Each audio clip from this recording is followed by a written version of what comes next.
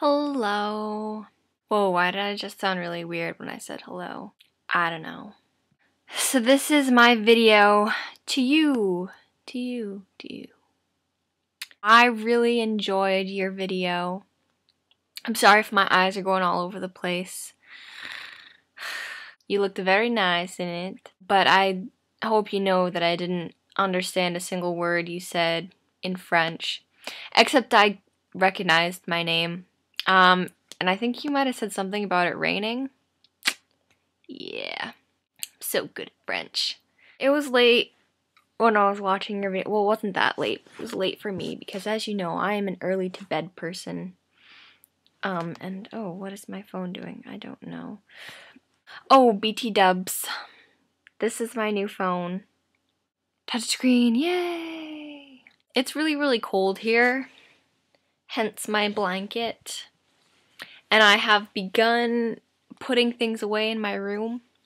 So I do have space on my bed now for me. Yay. You know what? I had a really weird dream last night, and you were in it, except you looked different. But I knew it was you, you know? It was really weird. I was human, and everyone else wasn't, and you were like giving me a tour of this facility of these non-human things, and there was a dead body. Someone killed this person, but we had to pretend that we didn't know, otherwise they would try to kill us too. I don't know. It was really weird. I just remember that I woke up and I was like, whoa. Not one of my best ones. Yesterday was a very productive day for me. I went with my mama and my brother, and we went grocery shopping, and we went to Barnes & Nobles, and I bought Tangled, which is so cute. And then I bought Black Swan because I feel like I am Natalie Portman in that movie. I don't know what kind of mental illness she had, but that is me. No, I'm just kidding. I'm sorry about my hair. It's really bugging me. Like, I can see how all over the place it is, and if I could, I don't know. It's fine, whatever. I bought this book. It's called House of Leaves. It's huge. I started reading it my freshman year, but I never finished it because this thing is intense. The author wrote upside down and sideways, and it's pretty cool. But it's a really intriguing story. Okay, and this is what's weird about it, because I've been thinking about this book for a long time about how I wanted to finish reading it. And before I bought it, I was in my bathroom brushing my teeth, and I was like, thinking to myself, because I'm writing, and like, oh, my arm hurts right now. Okay, I'm gonna do that. Okay, that's better. I'm writing, and I wanted to focus on the concept of darkness in my book, and it's weird because that's what this book focuses on, but I had completely forgotten that. And so I started reading it to my mom, and don't mind me, I can't talk and flip pages at the same time. Well, I guess I can, because I just did, but okay. I'm gonna read this passage to you. Now pay attention, because I feel like this kind of happened to me a little bit. I think I was trying to tell you this a little while ago. Maybe I didn't. I don't know. But when I read this, I was like, oh, yeah. Okay, this is the introduction, and it's talking about the actual book. So, with a little luck, you'll dismiss this labor, react as Zampano had hoped, call it needlessly complicated, pointlessly obtuse, prolix, your word, ridiculously conceived, and you'll believe all you've said, and then you'll put it aside, though even here, just that one word, aside, makes me shudder, for what is ever really just put aside. And you'll carry on, eat, drink, be merry, and most of all, you'll sleep well. And again, there's a good chance you won't. This much I'm certain of. It doesn't happen immediately. You'll finish, and that will be that, until a moment will come, maybe in a month, maybe a year, maybe even several years. You'll be sick or feeling troubled, or deeply in love, or quietly uncertain, or even content for the first time in your life. It won't matter. Out of the blue, beyond any cause you can trace, you'll suddenly realize things are not how you perceived them to be at all. For some reason, you will no longer be the person you believed you once were. You'll detect slow and subtle shifts going on all around you. More importantly, shifts in you. Worse, you'll realize it's always been shifting, like a shimmer of sorts, a vast shimmer, only dark like a room. But you won't understand why or how. You'll have forgotten what granted you this awareness in the first place.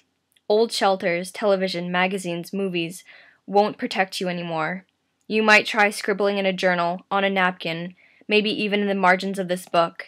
That's when you'll discover you no longer trust the very walls you once took for granted. Even the hallways you've walked 100 times will feel longer, much longer, and the shadows, any shadow at all, will suddenly seem deeper, much, much deeper. You might try then, as I did, to find a sky so full of stars it will blind you again. Only no sky can blind you now. Even with all that iridescent magic up there, your eye will no longer linger on the light. It will no longer trace constellations. You'll care only about the darkness, and you'll watch it for hours, for days, maybe even for years, trying in vain to believe you're some kind of indispensable, universe-appointed sentinel, as if just by looking you could actually keep it all at bay. It will get so bad you'll be afraid to look away. You'll be afraid to sleep. Then no matter where you are, in a crowded restaurant or on some desolate street, or even in the comforts of your own home, you'll watch yourself dismantle every assurance you ever lived by. You'll stand aside as a great complexity intrudes, tearing apart piece by piece all of your carefully conceived denials, whether deliberate or unconscious.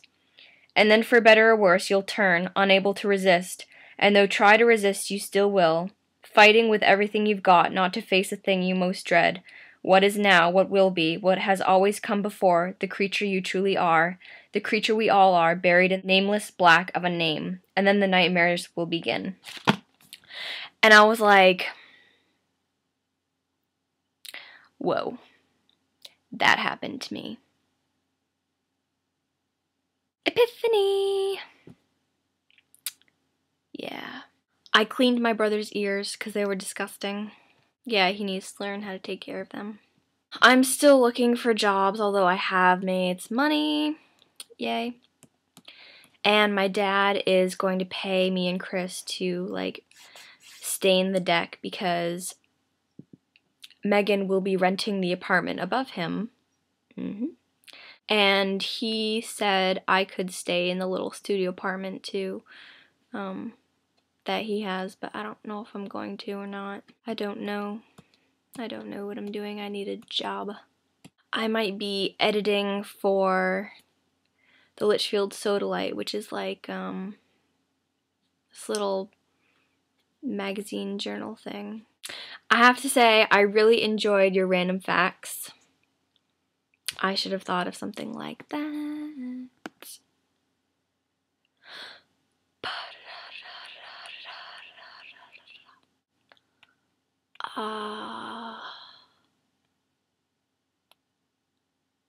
Yeah. Au revoir. No, wait. I wanted to say, I miss you. A lot. And I miss hugs.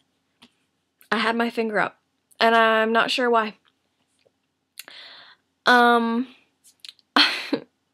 I miss you and hugs, and I love you, and I hope you're doing well. And even though you said you didn't know why you're talking about you going to church because that doesn't really apply to me, I was like, you know what? If you're happy, that makes me happy. So you going to church and being happy made me happy. Okay, now I'm going to say bye.